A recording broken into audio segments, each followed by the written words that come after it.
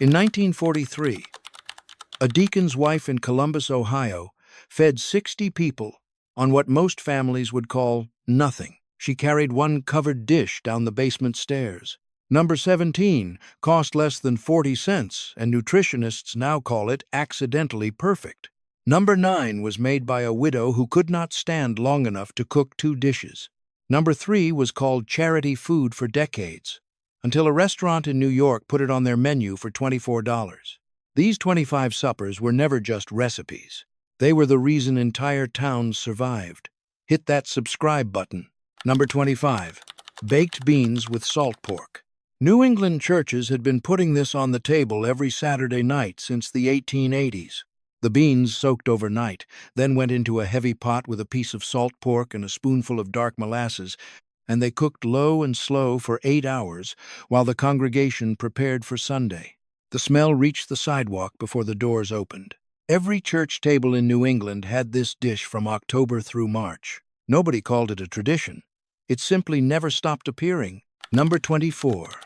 Scalloped corn casserole. In church basements across Ohio and Indiana through the 1950s and 1960s, this showed up at every fellowship supper. Canned corn, eggs, crushed crackers, and a pour of cream, baked until the top turned gold and the edges pulled away from the dish. Women carried it in with both hands, still hot from the oven. Nobody asked for the recipe because everyone already had it. Some dishes belonged to a whole community at once. Number 23. Ham and bean soup. After Easter Sunday, the ham bone went into the pot. Church families did not buy bones for stock. They made the bone do 3 jobs before it was finished. The beans simmered for hours with the meat still clinging to the joint, pulling every trace of smoke and salt from something that looked spent. A pot that started with almost nothing fed 12 people by noon. Nothing left that kitchen without earning its place first. Number 22. Chipped beef on toast. During the war years, when meat was rationed and the men were gone, church hall kitchens made this by the pan. Dried beef, thin as paper, stirred slow into a white sauce and spooned over toast. It stretched what little protein a family had into something that resembled a real meal. Mothers served it without apology. Their husbands were overseas eating worse, and everyone at the table knew it. Number 21. Chicken and egg noodles. When a hen stopped laying, she went into the pot that same afternoon. Church ladies knew this without being told. They simmered the old bird for 2 hours until the meat fell clean from the bones, then dropped in thick egg noodles rolled by hand on a floured board that morning. The broth ran gold. Children scraped their bowls and pressed their fingers into the corners for what was left. Number 20. Oatmeal bread. Flour was expensive in the 1930s. Oats were not. Church women across the country began stretching their bread dough with rolled oats without announcing the change to anyone.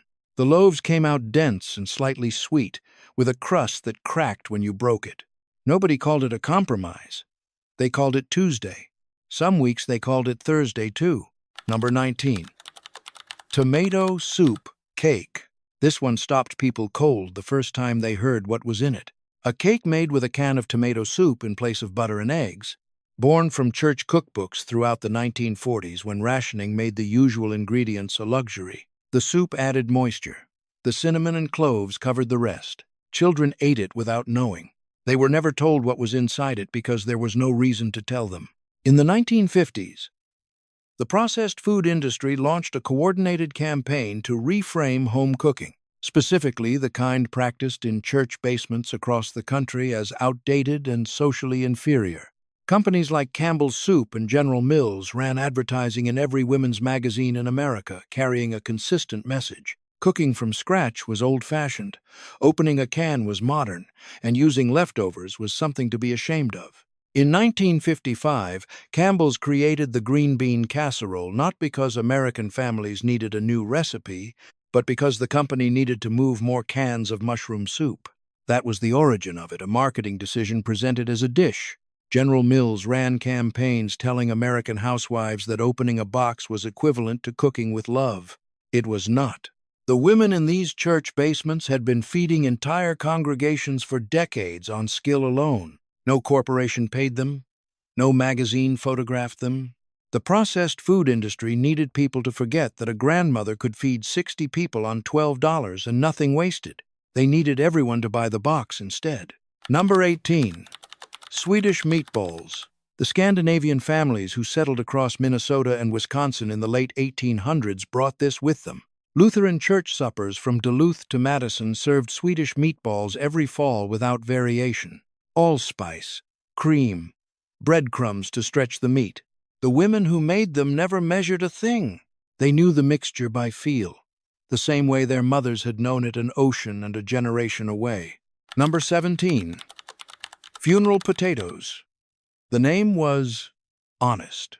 In Mormon communities across Utah and Idaho, when someone in the congregation died, the women assembled a casserole within hours of hearing the news. Diced potatoes, cream of mushroom soup, sour cream, a pressed crust of cornflakes on top. It went into the oven at the family's home before the service ended. The pot was already warm on the stove before the grief had finished settling. Number 16. Chicken a la king over toast. This dish started in hotel dining rooms in the 1890s, white sauce over chicken, served to men in suits under silver lids. By the 1940s, it had come down to church basements, poured over day-old toast to stretch the chicken 4 times as far. The women who made it never mentioned where it came from. Dignity traveled with the dish whether anyone acknowledged it or not. Number 15. Jell-O salad with fruit. Church potluck tables from Georgia to Oregon carried at least 4 versions of it every Sunday through the 1950s and 1960s. Lime gelatin with crushed pineapple, orange gelatin with mandarin slices and miniature marshmallows folded in.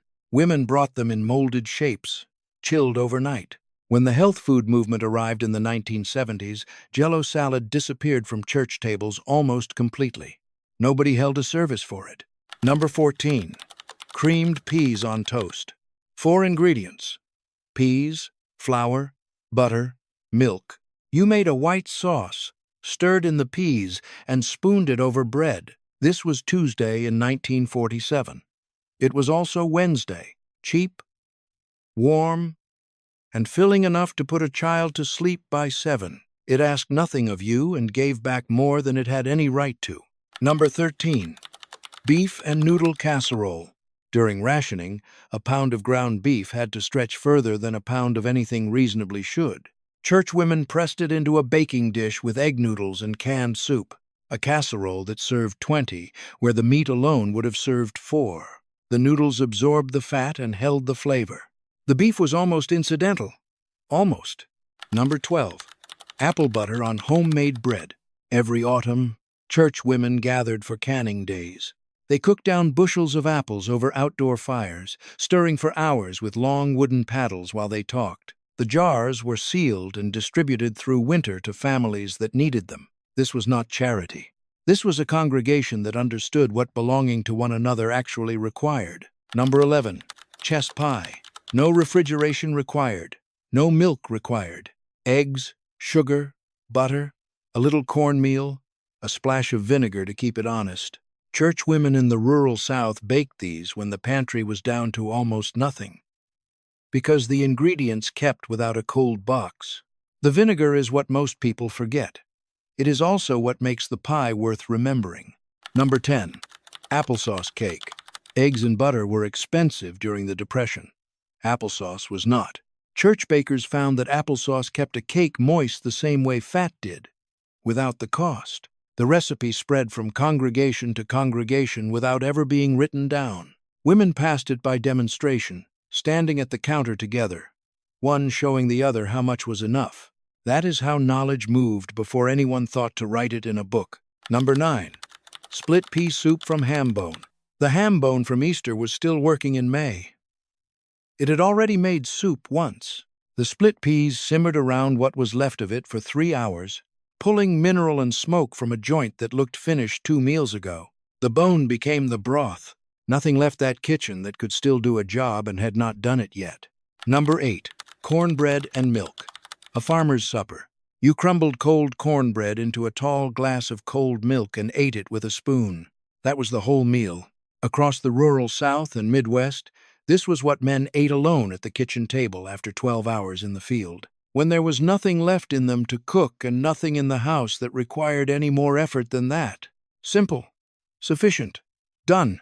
The nutritional science behind these dishes contradicts the price tags attached to modern wellness products. Fat-soluble vitamins A, D, and K require dietary fat to be absorbed by the body. Cooking dried beans with lard created conditions for nutrient absorption that processed health products have spent decades attempting to replicate at 10 times the cost. The bone broth produced from every ham, hock, and chicken carcass that went into a church pot was dense with collagen and minerals that manufacturers now sell under premium brand names for $30 a jar. The sourdough bread baked for church sales every Saturday contained active cultures that supported digestion in ways factory bread has never managed to reproduce. Your grandmother was not cooking poor. She was cooking with a precision that required no label, no certification, and no supplement aisle. Number 7. Church lady chicken and dumplings. When someone in the congregation lost a family member, this was the dish that appeared on the front porch without being asked for. A whole chicken simmered until the meat lifted from the bone with 2 fingers. The broth kept thick. Dumplings dropped in by the spoonful and cooked until they swelled. You did not eat this at the table. You ate it in bed, and in the morning something inside you had shifted, and you were not always certain whether it was the grief or the meal that had done it. Number 6. Apple Brown Betty. They cut away the soft spots.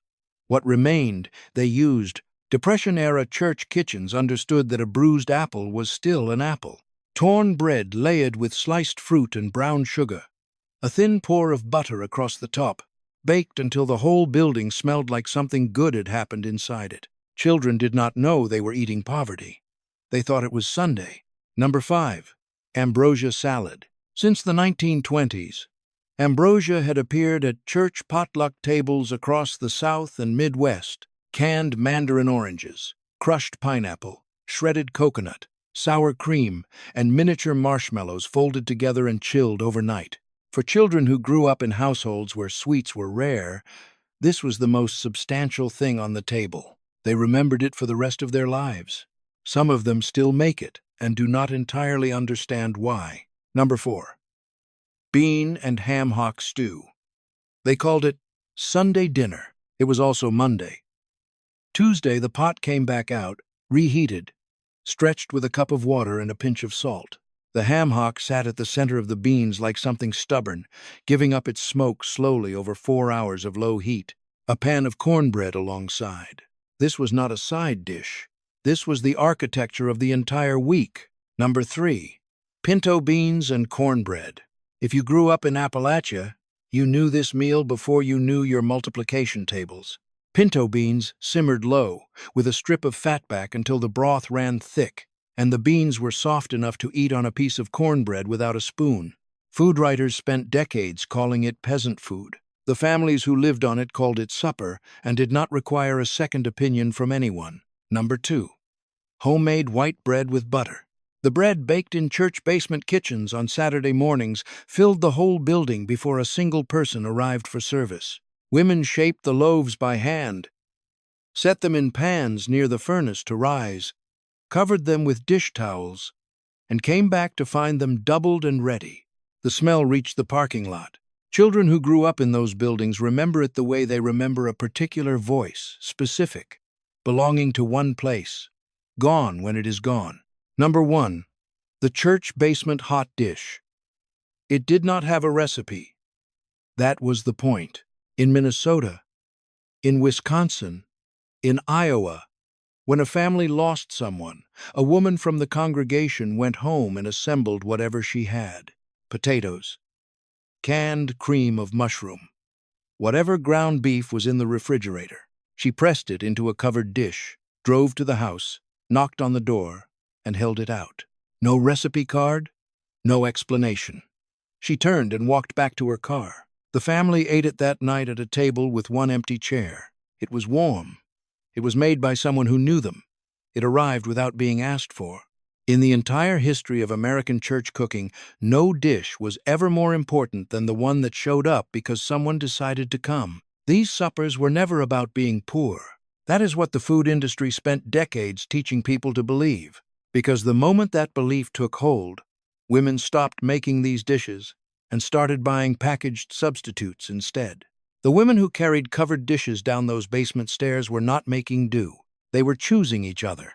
Every potluck Sunday, every canning day in October, every casserole left on a porch without a word was a deliberate act. Feed the person next to you before you think about yourself. Show up without being asked.